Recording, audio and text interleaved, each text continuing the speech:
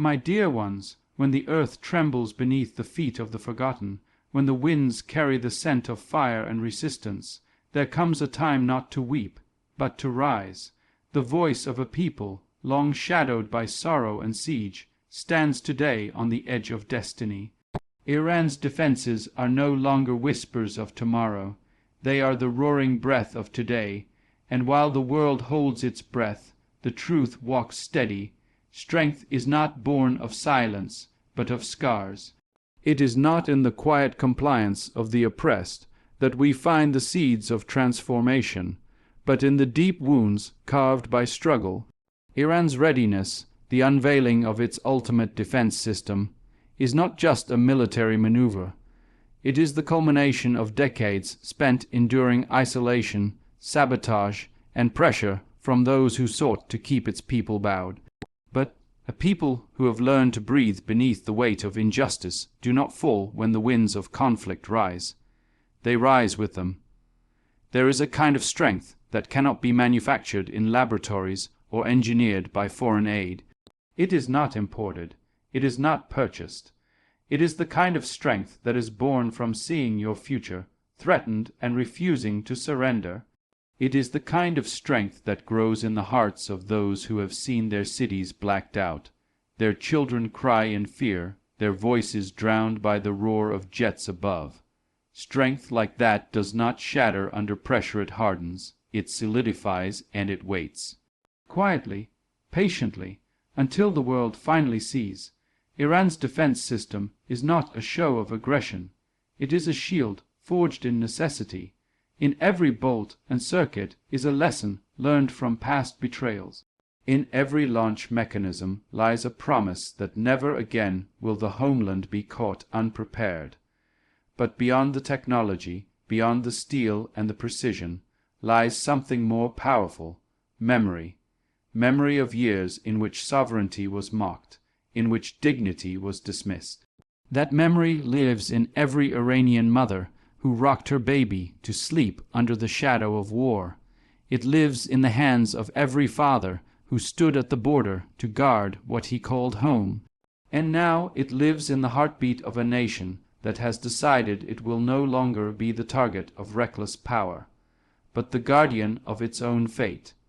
To understand this moment is to understand that real strength is not flashy. It does not beat its chest. It does not scream to be seen. It stands in the silence of confidence. It is the calm before the storm, not because it fears the storm, but because it has become the storm. That is what Iran's readiness means. It is not a call to battle. It is a refusal to bleed in silence any longer. It is not about provocation. It is about preparation. So let the world bear witness. Let those who have misjudged resilience understand that what was once overlooked is now undeniable. Strength that was silenced now speaks in the voice of unity and defiance. Iran has not only built a system of defense, it has reclaimed its right to stand tall. In a world that has often chosen whose pain matters, this is the declaration that every scar tells a story, and some stories will not end in defeat. The power of the oppressed is in the clarity of purpose. When a nation has been pushed to the edge, denied its voice, and demonized for seeking sovereignty, it does not become weak, it becomes focused. It learns to look beyond the noise, beyond the propaganda, and fix its eyes on a singular truth. Survival is not enough. Dignity must be reclaimed. Iran's military readiness, its unveiling of an advanced defense system, is not a reckless gamble. It is the fruit of unwavering purpose in the face of relentless pressure. And now, with eyes clear and heart steady, it stands not as a threat, but as a statement. The world has too often seen power as a privilege of those who shout loudest or strike first. But true power resides in those who have endured in silence. Iran did not wake up one day and decide to prepare. It was cornered. It was pushed. It was sanctioned, threatened, and tested. Its children grew up with the sounds of warplanes overhead and the images of suffering in neighboring lands. Its leaders stood in front of international bodies that dismissed their words before they were even spoken. That kind of treatment does not breed weakness, it breeds determination, and determination, when paired with clarity of purpose, becomes a force that no weapon can match. What many fail to understand is that Iran's preparations are not about dominance, they are about deterrence. A nation that has watched its neighbors crumble, seen its allies attacked, and listened to constant talk of regime change understands what is at stake. It does not dream of conquest, it dreams of peace secured by strength. A second attack, should it ever come, will not strike confusion. It will meet resolve. Iran is no longer in a position where it pleads for understanding. It has stepped into a place where it demands recognition. Clarity comes not from arrogance, but from experience. Iran knows what it means to be misrepresented, what it means to be blamed before any evidence is shown. That kind of injustice sharpens the mind. It focuses the will.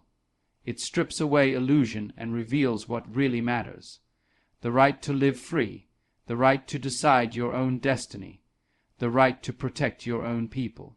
Every missile system, every radar unit, every trained soldier is a part of that clarity.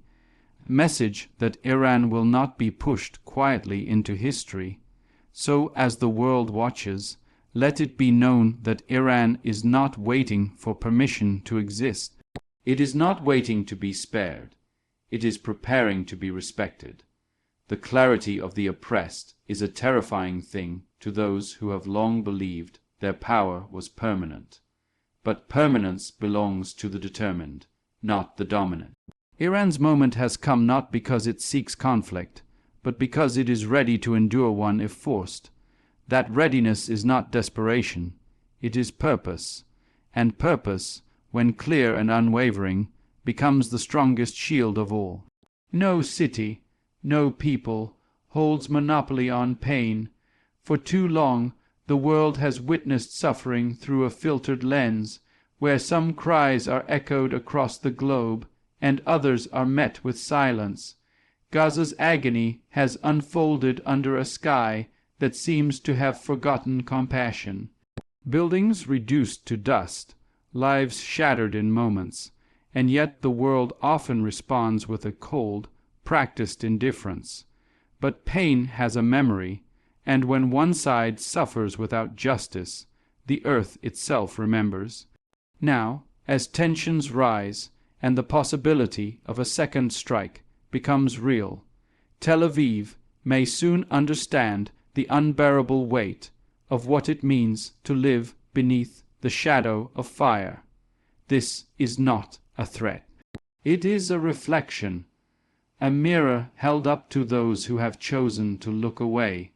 For every home turned to rubble in Gaza, for every child who woke up in fear and never went back to sleep, there is a question the world has failed to answer.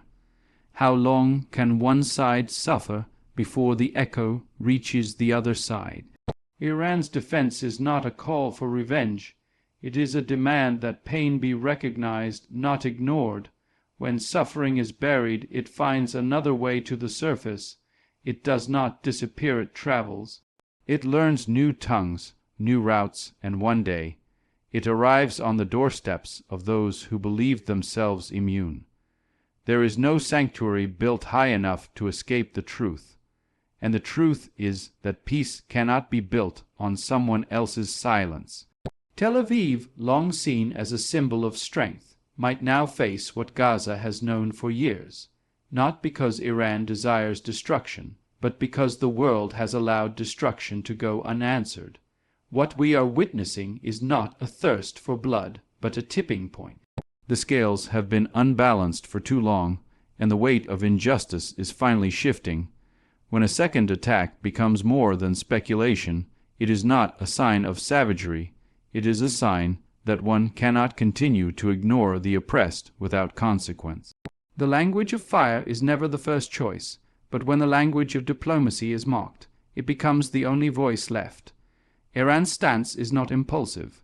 It is measured, it is deliberate, and it is born of watching too many others fall without defense. If Tel Aviv becomes a reflection of Gaza, it is because no one stood up when Gaza burned. This is not a celebration of violence. This is a lament that it has come to this. It is a call for the world to finally acknowledge that every life has value, not just the ones inside glass towers or protected cities. Let those who have remained silent remember this. If you do not listen to the cries of the wounded, you will one day hear the roar of the awakened. Pain, when ignored, does not disappear, it multiplies, and when it returns, it carries with it the justice that was long denied. True defense is built not only in labs and bunkers, but in the heart of unity. A nation can possess the most advanced missiles, the most sophisticated radars, and the most impenetrable bunkers, but without the will of its people, without their shared purpose and sacrifice, it remains hollow. Iran's strength lies far deeper than in circuits and steel. Its true shield is the collective spirit of its people, millions strong, bound not just by borders, but by belief. A belief that no foreign threat, no wave of propaganda, no political isolation can erase who they are or what they stand for. In times of peace, unity is a quiet thread woven through everyday life. But in times of trial, that thread becomes a lifeline, unbreakable, binding people together like stone. Iran has learned, over generations of resistance, that survival is not just about defense systems or elite forces. It is about the mother who teaches her child not to fear the sound of jets overhead. It is about the worker who continues to build while his city is under threat. It is about the student who studies by candlelight and the farmer who plows his land with faith in tomorrow. This is the unity that no weapon can destroy. The true power of Iran's defense lies in this fabric of togetherness. The systems being prepared, the strategies in place, are not the actions of a divided or desperate country. They are the product of a society that knows the price of freedom and is willing to pay it again if it must.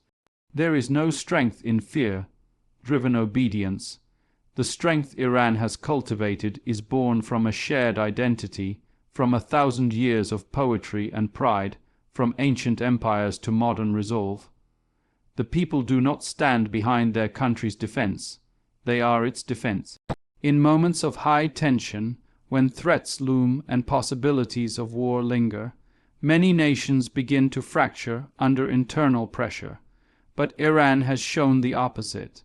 It has revealed that pressure, when faced with unity, becomes a forge, not a fault line. People stand shoulder to shoulder not because they are forced to, but because they choose to. Not because they follow blindly, but because they see clearly. They understand that no external force will fight for their dignity. They must preserve it themselves. And that is what the world must come to understand. Iran's readiness is not a symptom of warlust. It is the evidence of a people who refuse to be erased. It is the voice of millions who chant not for death, but for recognition, for the right to determine their own future. True defense is not built overnight. It is built over generations, through shared hardship and relentless hope. When a people become one, their spirit becomes the strongest fortress, and no amount of bombs, invasions, or isolation can ever breach it. That unity is Iran's most powerful weapon, and it cannot be disarmed. History bows not to the mighty, but to the righteous who endure.